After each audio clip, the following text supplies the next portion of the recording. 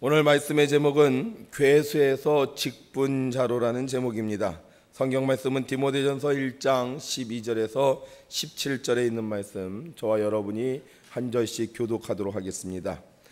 나를 능하게 하신 그리스도 예수 우리 주께 내가 감사함은 나를 충성되이 여겨 내게 직분을 맡기심이니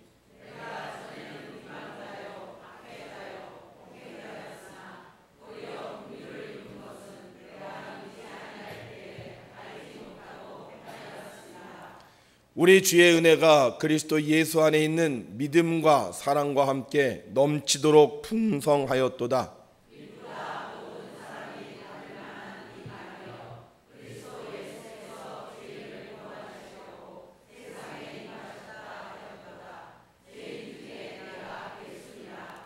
그러나 내가 긍휼을 입은 까닭은 예수 그리스도께서 내게 먼저 일체 오래 참으심을 보이사 후에 주를 믿어 영생 얻는 자들에게 본이 되게 하려 하심이라.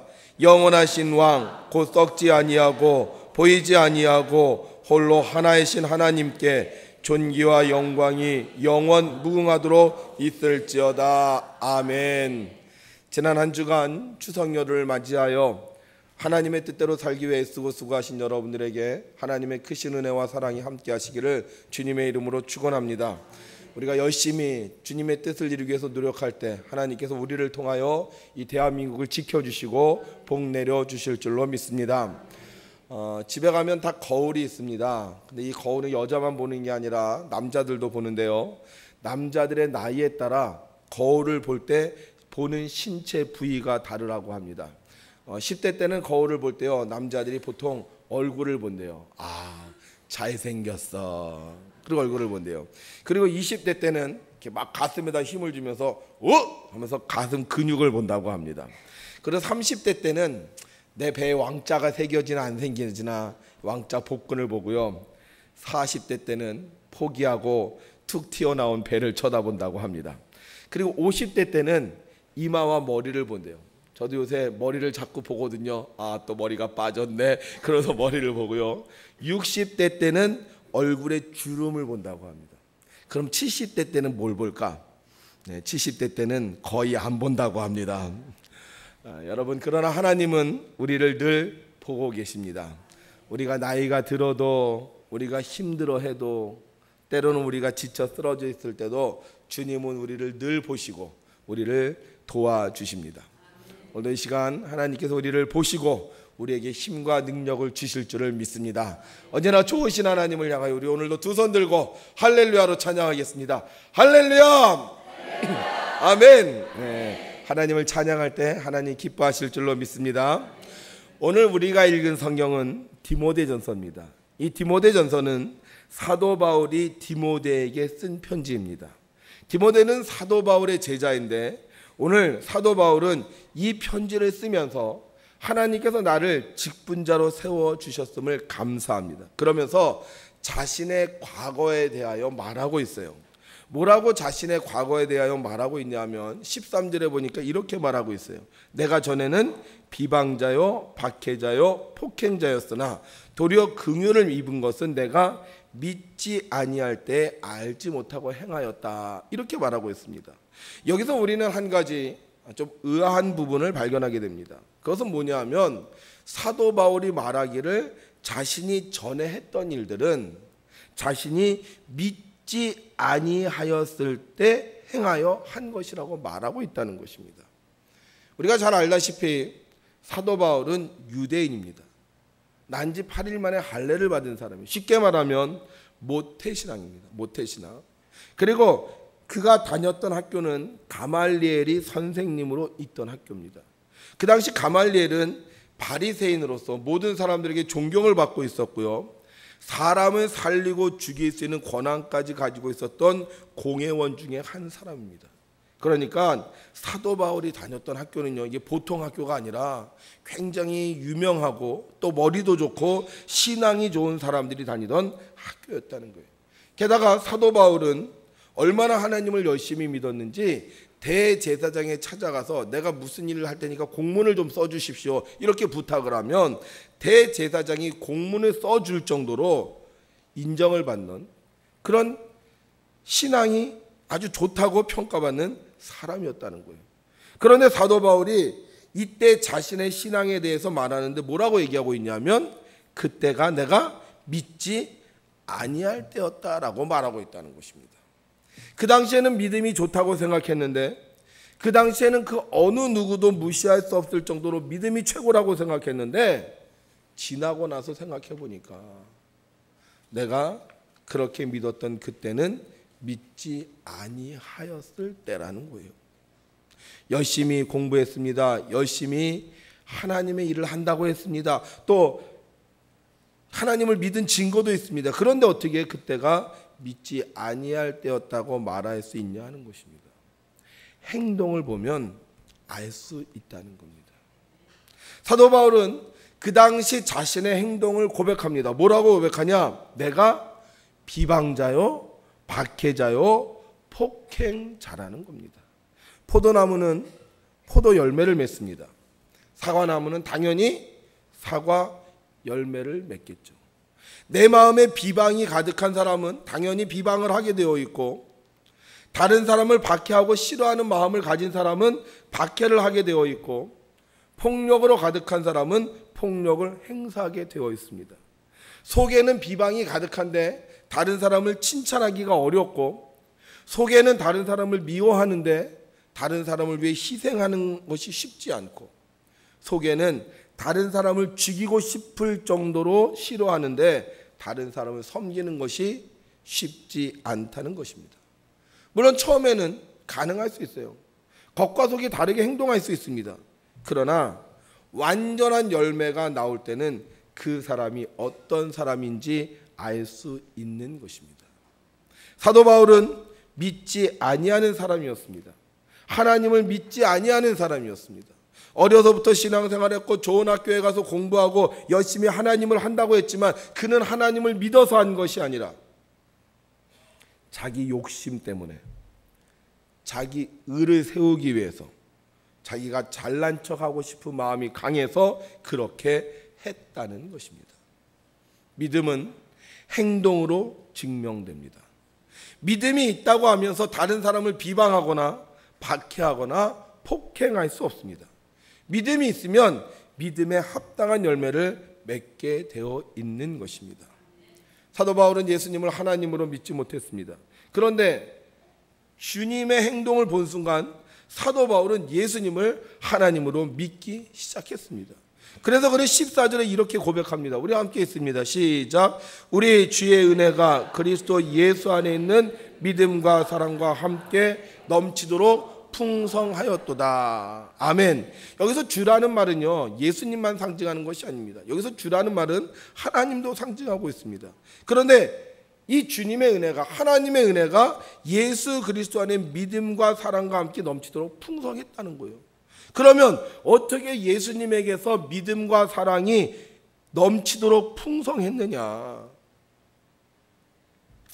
성경 16절은 이렇게 말하고 있습니다. 그러나 내가 긍휼을 입은 까닭은 예수 그리스도께서 내게 먼저 일체 뭘 보여줬다? 오래 참으심을 보이사. 예수 그리스도 안에 믿음과 사랑이 나타났는데 어떻게 나타났다는 거예요? 오래 참으심을 보였다는 것입니다. 사도 바울이 비방하고 박해하고 폭행했는데 주님은 사도 바울을 비방하고 박해하고 폭행한 것이 아니라 참고 기다리시면서 오래 참으시면서 여전히 믿음과 사랑을 베풀어 주셨다는 것입니다. 믿음이 있는 사람은 비방하고 박해하고 폭행하지 않습니다. 비방하고 박행하고 폭행하는 사람은 죄인 중에 괴수나 하는 일이지 믿음이 있는 사람이 하는 일이 아닙니다. 사도 바울이 믿음이 없을 때는 사도 바울이 비방하고 박행하고 폭행했습니다. 그러나 그가 믿음이 있는 사람이 되었을 때는 더 이상 비방하고 박해하고 폭행하는 자가 아니라 예수님처럼 믿음과 사랑으로 오래 참을 수 있는 사람이 되었던 것입니다. 개혁은 행동이 변해야 개혁입니다. 아무리 마음으로 변한다 해도 행동이 변하지 않으면 소용이 없습니다. 마음이 변하면 반드시 행동이 변하게 되어 있습니다. 그러므로 우리가 개혁되었다면 우리의 행동이 변화되어야 하는 것입니다. 비방하던 자가 격려하는 자가 되고, 박해하던 자가 베푸는 자가 되고, 폭행하는 자가 희생하는 자가 되었을 때 우리는 개혁되었다라고 할 수 있는 것입니다. 내 마음이 변했습니다, 내 생각이 변했습니다, 내 사상이 변했습니다라고 말하면서도 여전히 옛날의 행동을 바꾸지 못한다면 그는 아직 개혁된 것이 아닙니다. 정말 개혁되면 행동이 완전히 바뀌어야 한다는 겁니다. 사도 바울은 예수님을 만나고 개혁되었습니다. 믿지 못하던 자에서 믿음이 있는 자로 개혁되었습니다. 천천히 바뀐 것이 아닙니다. 점진적으로 변화된 것이 아닙니다. 하나가 바뀌고 그 다음에 또 하나가 바뀐 것이 아니에요. 그는 예수님을 만난 후 완전히 새로운 사람으로 변화되었습니다. 성경은 그의 변화된 모습을 이렇게 가르쳐주고 있습니다. 자, 사도행전 9장 18절 함께 있습니다. 시작. 즉시 사울의 눈에서 비늘 같은 것이 벗어져 다시 보게 된지라 일어나 세례를 받고. 뭘 받았다고요? 네, 사도 바울은 할례를 받았던 사람입니다. 할례를 받았기에 나는 하나님의 선택받은 민족이라고 생각했던 사람입니다. 세례는 뭐예요? 세례는 자기의 죄를 고백하는 게 세례입니다. 이미 하나님께 선택받았던 내가, 율법을 지키던 내가 왜 세례를 받아야 됩니까? 그런데 그가 개혁되니까 자기의 죄를 고백하며 세례를 받기 시작했다는 거예요. 두 번째, 9장 19절 함께 있습니다. 시작. 음식을 먹음에 강건하여지니라. 사울이 다메섹에 있는 제자들과 함께 며칠 있을 때. 얼마 전까지만 해도 누구와 함께 있었어요? 예수 믿는 사람들을 핍박하고 박해하고 폭행하는 사람들과 함께 있었습니다. 예수님의 제자들이 있으면 그들을 잡아서 신문하고 고문했습니다. 그런데 지금 누구와 함께 있어요? 바로 그 제자들과 함께 있었다는 것입니다. 세 번째, 9장 20절 함께 있습니다. 시작. 즉시로 각 회당에서 예수가 하나님의 아들이심을 전파하니. 아멘. 즉시로. 나중에 한 게 아니에요. 즉시로 각 회당에서 예수님이 하나님의 아들이심을 전파했다는 거예요. 얼마 전까지만 해도 예수님을 잡아 죽이려고 했던 사람이 예수님을 만나 개혁되니까, 그 마음에 믿음이 들어가니까 예수님을 죽이려 하는 것이 아니라 예수님이 하나님의 아들이심을 전파했다는 거예요. 놀라운 건 이걸 사람들이 보고 얘기하기 시작했다는 겁니다. 야, 저 사람 예전에는 예수님 믿는 사람들을 멸하려던 자가 아니냐, 예수님 믿는 사람들을 힘들게 하던 자가 아니라, 그런데 어떻게 저 사람이 지금 예수님이 그리스도라고 증거 아니야. 여러분, 개혁은 행동이 변화되는 것입니다. 할례를 받았다고 세례를 무시했던 사람이 세례를 받고, 어울리지 않던 사람들과 어울리게 되고, 예수님을 믿는 사람들을 죽여야 마땅하다고 했던 사람이 예수 그리스도를 증언하는 것. 그래서 모든 사람들이 그걸 보고 인정하는 것. 그것이 바로 개혁인 것입니다. 주님은 우리가 개혁되기를 원하십니다. 그래서 기다리고 계십니다. 우리가 개혁되는 그 순간까지 참고 기다리십니다. 화도 낼 만한데, 혼도 낼 만도 한데, 우리가 개혁되는 그날까지 믿음과 사랑을 베풀어 주고 계십니다. 그래, 아직도 나를 비방하는구나. 그래, 아직도 나를 박해하는구나. 그래, 아직도 나를 폭행하는구나. 그러나 나는 여전히 너를 사랑한다. 나는 여전히 너가 개혁될 것을 믿는다. 하나님의 사랑은 영원한 사랑입니다. 한번 사랑하고 말 안 듣는다고 포기하는 사랑이 아닙니다. 한번 사랑하고 배신했다고, 힘들게 했다고 미워하는 사랑이 아닙니다. 오래 참으며 기다리시는 영원한 사랑입니다. 주님은 바울이 믿음이 생길 때까지 기다렸습니다. 예수님이 그리스도라는 믿음이 생길 때까지 사랑을 베풀어 주셨습니다. 그 사랑을 깨닫는 순간 사도 바울은 개혁된 것이었습니다. 내가 죄인 중에 괴수였지만 나를 사랑해 주신 그 은혜에 사도 바울은 완전히 변화되었습니다. 그래서 사도 바울은 더 이상 죄인 중에 괴수로 살지 않고 하나님의 직분자로 살기 시작했습니다. 비방하던 자에서 전도하는 자가 되었고, 박해하는 자에서 참고 인내하는 자가 되었고, 폭행자에서 사랑을 베푸는 자가 되었습니다. 믿음이 있는 사람은 행동이 개혁되고, 행동이 개혁될 때 하나님의 직분자로 쓰임받게 되는 것입니다. 우리가 정말 믿음이 있는 사람이 되기 원한다면 우리의 행동을 개혁해야 합니다. 예전의 잘못된 모습을 벗어버리고 칭찬받고 존경받고 사랑받는 행동을 실천해야 되는 것입니다. 우리가 주님처럼 오래 참으며 사랑의 행동을 할 때 이 땅에 하나님의 영광이 나타나게 되고, 그런 나의 행동을 통해서 또 다른 사람이 개혁되고 또 다른 사람이 개혁되고 결국 세상이 하나님의 나라로 개혁되는 복을 누리게 되는 것입니다. 짐 신빌라 목사님이 3부 예배를 끝마치고 교회 모든 성도들이 나간 다음에 앉아 있었어요. 그런데 그때 한 거린이 찾아왔습니다. 그 목사님에게 찾아온 거린에게 필요한 것이 무엇이었을까요? 돈이요? 아니었죠. 그 거린에게 필요한 것은 바로 주님이었습니다. 근데 목사님은 뭘 줘요? $5를 줍니다.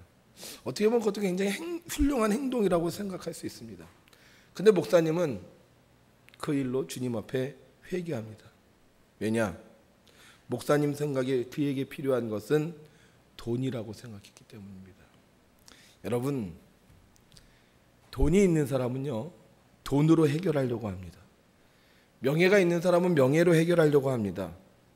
지식이 있는 사람은요, 지식으로 해결하려고 그래요. 그러나 예수님이 있는 사람은 예수님으로 해결하려고 합니다. 짐 신빌라 목사님은 깨달았습니다. 내 마음속에 예수님이 계시지 않구나. 내 마음속에 하나님의 사랑이 없구나. 목사님은 자신의 죄를 회개하며 기도했습니다. 그때 주님은 목사님에게 하나님의 사랑을 부어주셨고 그의 품 안에 불황자를 안을 수 있도록 역사해 주셨습니다. 짐 신빌라 목사님은 개혁되었습니다. 돈을 주고 보내버리려던 남자를 끌어안고 포옹했습니다. 그 심하게 더러운 냄새를 여성의 향수보다 더 좋은 향수로 느끼면서 함께 기도했습니다. 그리고 하나님의 사랑으로 그 거린을 구원했습니다. 개혁은 행동이 변하는 것입니다. 마음에 돈이 있으면 돈으로 행동하려고 하고 마음에 힘이 있으면 힘으로 행동하려고 합니다. 그러나 사랑이 있으면 사랑으로 행동하는 것입니다. 행동이 변하지 않으면 여전히 우리는 예전 모습 그대로 살 수밖에 없습니다. 예전 생각, 예전 스타일, 예전 모습으로 살아갑니다. 그러나 우리 행동이 변하면 우리가 생각하지도 못한 놀라운 일들을 경험하게 되는 것입니다. 짐 신빌라 목사님이 냄새나는 불황자를 끌어안는 그 모습을 보고 우리는 생각합니다. 야, 저 목사님 정말 사랑이 많구나.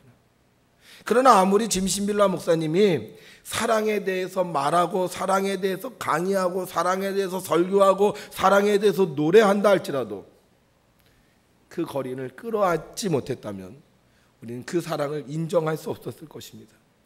그러나 그 신빌라 목사님이 사랑에 대해 이야기하지 않아도 그 거린을 끌어안는 행동을 하는 순간 우리는 이분이 정말 사랑의 목사님이구나 라고 말할 수 있는 것입니다. 개혁되기 전에는 아닐 수 없습니다. 개혁되기 전에는 악취로 인해 고통스러워할 수밖에 없습니다.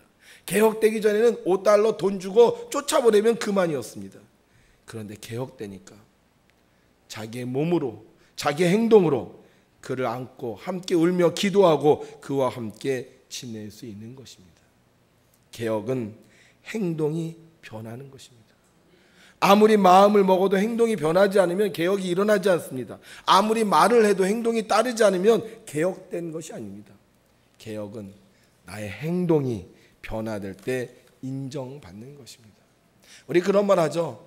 왜 내 인생은 변하지 않을까? 왜 내 삶은 이럴까? 그것은 바로 우리의 행동이 변하지 않기 때문입니다. 사람들은 결단합니다. 내일은 꼭 일찍 일어나야지. 사람들에게 말도 합니다. 내일 아침에 일찍 일어날 거야. 두고 봐. 그런데 다음날 안 일어납니다. 그럼 우리는 이렇게 말합니다. 그러면 그렇지. 그런데 정말 자기가 말하는 대로 다음날 일찍 일어났습니다. 그럼 우리 뭐라고 하죠? 야, 해가 서쪽에서 뜨겠다. 왜 안 돼요? 마음이 변해도 말을 해도 행동이 변하지 않기 때문입니다. 행동이 변할 때 우리 인생은 개혁되는 것입니다. 성경은 우리에게 이렇게 말씀하십니다. 함께 있습니다. 시작. 이와 같이 행함이 없는 믿음은 그 자체가 죽은 것이라. 아무리 믿음이 있어도 행동하지 않으면 소용이 없습니다. 우리가 행동할 때 개혁이 일어나는 것이고, 우리가 행동할 때 우리 인생은 변화되는 것입니다. 왜 내 인생이 변화되지 않습니까? 팔자라고요? 운명이라고요? 아니요. 행동을 바꾸지 않기 때문입니다. 여러분, 몸에 앉는 자세만 바꿔도요, 몸이 달라집니다. 먹는 음식만 바꿔도, 아니 습관만 바꿔도요, 몸의 건강이 회복될 수 있습니다. 그런데 우리는 바꾸지 않기 때문에 여전히 바꿔야지, 여전히 해야지 하면서 행동하지 않게 우리의 인생은 그대로 흘러가 버리는 것입니다. 우리가 예수님을 믿는다는 것은 우리의 행동을 바꾸는 것입니다. 물고기 잡는 어부에서 사람 낚는 어부로 살겠다고 주님을 따라 행동했던 베드로처럼 예수님 믿는 사람들을 비방하고 박해하고 폭행했던 대신 오히려 그들에게 핍박을 받으며 복음을 전하게 된 사도 바울처럼 우리의 행동을 바꿀 때 우리 인생은 개혁이 일어나는 것입니다. 여러분, 한번 삶을 바꿔보고 싶지 않습니까? 지금까지 살아왔던 삶보다 더 멋지고 더 위대한 삶을 살고 싶지 않습니까? 그렇다면 여러분들 행동을 한번 바꿔보십시오. 매번 요거도 먹는 행동, 매번 해야지 하면서 못하는 행동 한번 바꿔보십시오. 반드시 달라질 것입니다. 2017년은 종교개혁 500주년 기념의 해입니다. 종교 500주년을 맞이하면서 우리도 우리의 신앙을 개혁해야 됩니다. 왜 교회와도 힘들까요? 왜 기도해도 응답이 없을까요? 왜 사람들을 자꾸 피하게 될까요? 왜 직분 받는 것을 두려워할까요? 왜 나는 여전히 돈이 없고 왜 나는 여전히 몸이 아플까요? 여러분, 주님은 우리 인생을 바꾸어 주시길 원하십니다. 그래서 우리를 부르시고 우리에게 말씀하십니다. 주님을 믿는다면 주님의 말씀대로 행동해 보는 것입니다. 저는 오늘 말씀을 통해서 주님이 우리에게 원하는 행동이 무엇일까 고민했습니다. 하나님께서 우리의 삶을 바꿔주시기 위해서 우리에게 행동을 요구하신다면 하나님 우리에게 무엇을 요구하고 계십니까? 그리고 설교를 작성한 후에 묵상했습니다. 하나님 알려달라고. 그 순간 한 모습이 떠올랐습니다. 저의 모습이었어요. 어느 날 집에서 제가 밥을 먹고 있었습니다. 제가 아내에게 물을 달라고 했어요. 그랬더니 아내가 저에게 물을 떠다 주더라고요. 저는 묵묵히 그 물을 받아서 마셨습니다. 그때 제 딸아이도 옆에서 밥을 먹고 있었습니다. 근데 제 딸아이도 말했어요. 엄마, 나도 물 좀 줘. 그러자 제 아내가 물을 주었습니다. 그러자 제 딸아이가 뭐라고 했는지 아세요? 이렇게 말했습니다. 엄마 고마워요. 그 순간 저는 충격을 받았습니다. 우리 항상 기뻐하라, 쉬지 말고 기도하라, 범사에 감사하라고 말하면서도 정작 감사의 행동을 하지 않았구나. 여러분, 우리 인생을 바꿀 수 있는 방법 중에 하나가 무엇인지 아십니까? 바로 감사입니다. 예레미야 30장 19절은 이렇게 말합니다. 우리 함께 있습니다. 그들에게서 감사하는 소리가 나오고 즐거워하는 자들의 소리가 나오리라. 내가 그들을 번성하게 하리니 그들의 수가 줄어들지 아니하겠고 내가 그들을 존귀하게 하리니 그들이 비천하여지지 아니하리라. 아멘. 그들에게서 감사하는 소리가 나오고 즐거워하는 자들의 소리가 나오리라. 내가 그들을 어떻게 하겠다? 번성하게 하겠다. 내가 그들을 어떻게 하겠다? 존귀하게 하겠다. 우리가 감사의 말을 하면, 우리가 즐거운 말을 하면 하나님 우리 인생을 바꾸어 주십니다. 사도 바울도 고백하지 않았어요? 나를 능하게 하신 그리스도 예수 우리 주께 내가 감사함은 나를 충성되이 여겨 내게 직분을 맡기셨으니. 직분에 감사했습니다. 일할 수 있음에 감사했습니다. 비방받고 폭행당하고 박해받았지만 그는 하나님께 감사했습니다. 여러분, 우리의 인생이 개혁되길 원하십니까? 저는 오늘 여러분들에게 감사하기를 주님의 이름으로 부탁드립니다. 비방하지 말고 감사합시다. 입으로 감사하고 표정으로 감사하고 행동으로 감사합시다. 만약 우리가 이 행동을 하기만 한다면 하나님은 오늘 성경에 약속하신 대로 우리의 삶에 더 큰 축복을 내리워 주실 줄로 믿습니다. 우리 연습을 한번 해볼게요. 자, 감사는 어떻게 한다? 감사는 어떻게 한다? 입으로 한다. 자, 입으로 시작. 감사합니다. 옆에 있는 감사합니다. 자, 근데 입만 감사하면 안 되죠. 감사해요? 이러면 재미없어요. 그죠? 뭐까지 변해야 된다? 표정까지 해야 돼. 표정. 자, 이제 표정으로 감사합니다. 시작. 네, 표정으로 감사합니다. 됐어요. 자, 이제 표정까지만 감사하면 안 돼요. 이제 뭐까지 돼야 돼? 행동까지. 그럼 말과 표정과 행동을 총동원해서 다 같이 시작. 감사합니다. 아이고, 어색해라. 쑥스럽죠? 그렇게 하면 어떻게 된다? 인생이 개혁되는 거예요. 여러분, 쉬운 것 같지만 결코 쉽지 않습니다. 여러분들이 오늘 이 말씀을 잘 들으시고 정말 입으로, 표정으로, 행동으로 감사할 때 우리 가정이 변화되고 우리 사회가 변화되고 우리의 사는 인생이 변화되게 될 줄로 믿습니다. 이 한 주간 사시면서 꼭 감사를 행동으로 사신다면 그동안 여러분들의 앞길을 가로막고 있었던 모든 문제가 해결되고 하나님의 축복이 충만하게 될 줄로 믿습니다.